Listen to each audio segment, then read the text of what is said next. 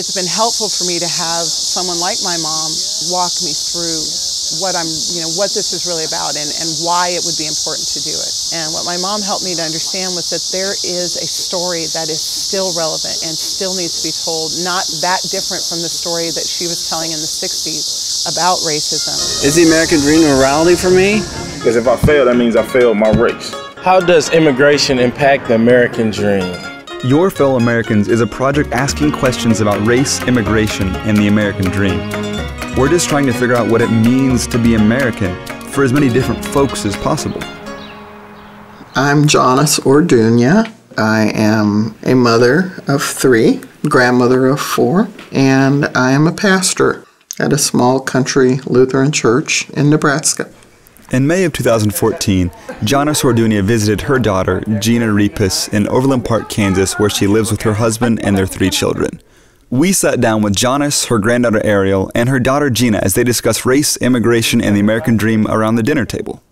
In terms of the American dream, I think I have a little bit of culpability, and I'm certainly not going to own other people's stuff. But I know for a fact that there are times when I haven't spoken out because I live here. Yeah. Because it's easier. Yeah. One of the things I always said at the end of training is, I want to go home. I want to not do this anymore. I want to live in my house and not think about it. I want to not think about it. Well, the training my mom did was really anti-racism training, and it was really just in the terminology. It was to attack racism and train people about what that really means. I wanted to be involved in the civil rights movement and was.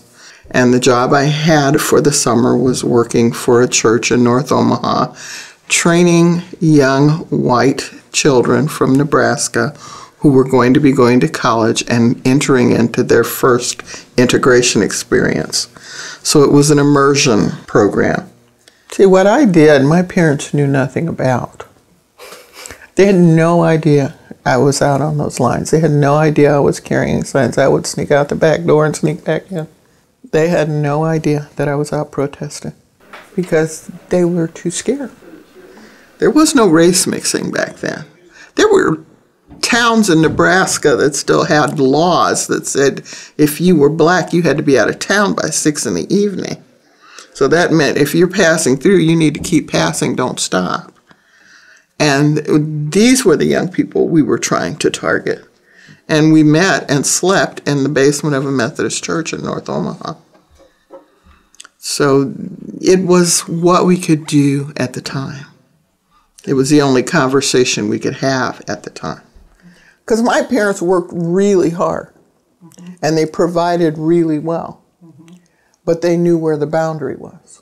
Many of us in my generation got sick of looking at the boundary and decided we needed to move it.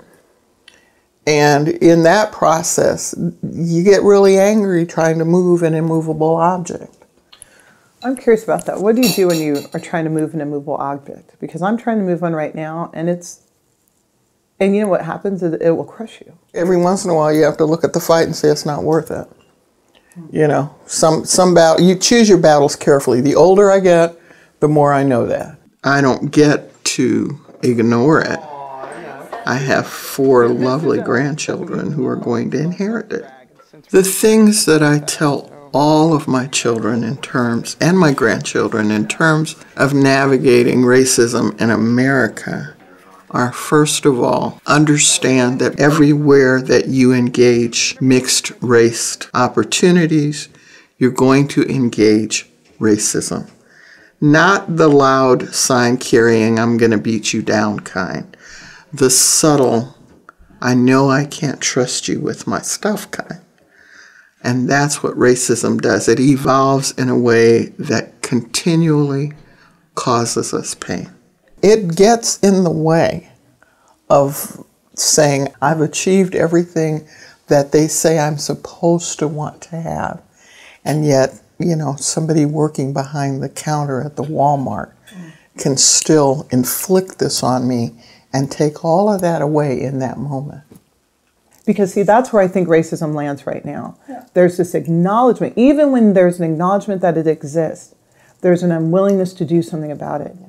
That's the beauty of the systemic way racism continues to exist. because we always fall back on we've always done it this way. That doesn't mean it's harmless. That just means you don't want to change. It's something that we don't need in this country, but we've written it into our very fabric. And so we have to rewrite the story. If we're not willing to rewrite the story, it's going to continue to control us. What I would say to you is take a look at what racism does to you. Look at what it's robbing you of in your life experience. Then you'll get pissed off and then you'll go fix it. Because it's your job to fix it, not mine. My job is to survive it. And I've got plenty of experience doing that.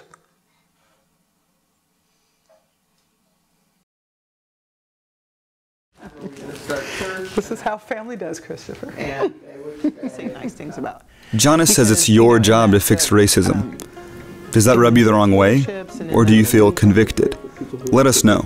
Comment below or visit kcpt.org/yourfellowamericans.